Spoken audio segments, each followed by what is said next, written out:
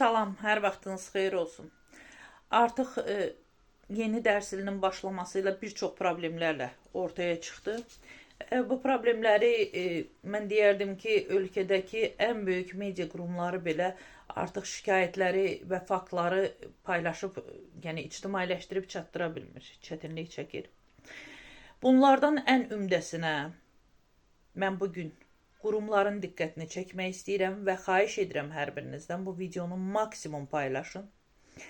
Bugünkü gündə biz yuxarı sinif şagirdlərinin dərsə davam etməməsi ilə bağlı məlumatlarla qarşılaşırıq, valideyn şikayətləri ilə qarşılaşırıq.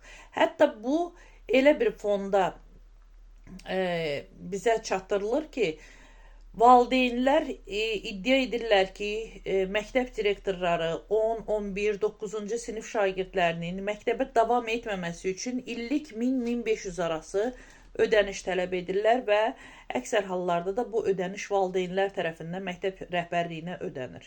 Buna səbəb nədir? Buna səbəb şagirdlərin məktəbə davam etməməsi və repetitorların yanında hazırlaşmasıdır.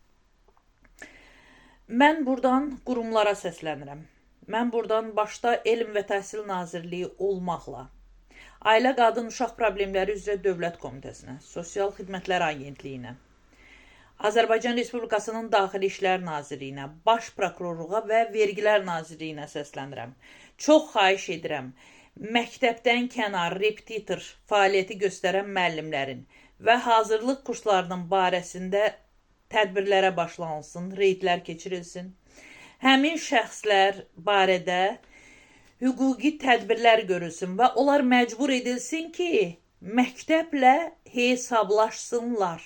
Çünki belə hallarda çox negativ hadisələrlə üzləşirik ki, bunun elə birini də mən dünən ictimailəşdirdim. 9 saylı məktəbdə baş verən hadisə, şagirdin dərsdən qaçması məsələsində, yəni başına gələn faciə.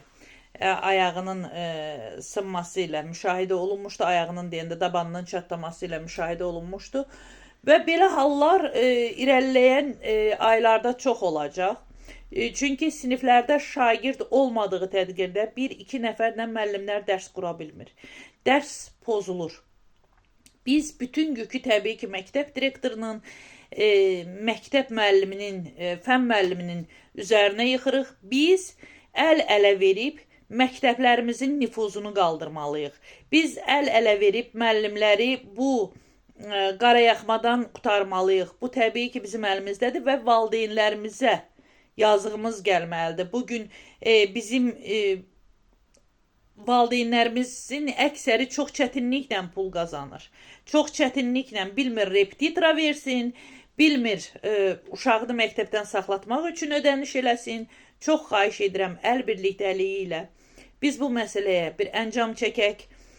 Repetitorlar zəhmət çəksin, dərs saatından sonra şagirdlərə dərs keçsinlər ki, həmin şagirdlərlə də nə məktəblə şagirdlərin problemi olsun, nə də başqa negativ xəbərlərin yayılmasına səbəb olunsun. Mütləq və mütləq repetitorlar məktəblə razılaşmalıdır, məktəblərlə hesablaşmalıdır, dərs saatını pozan hər bir kəs məsuliyyətə cəlb edilməlidir.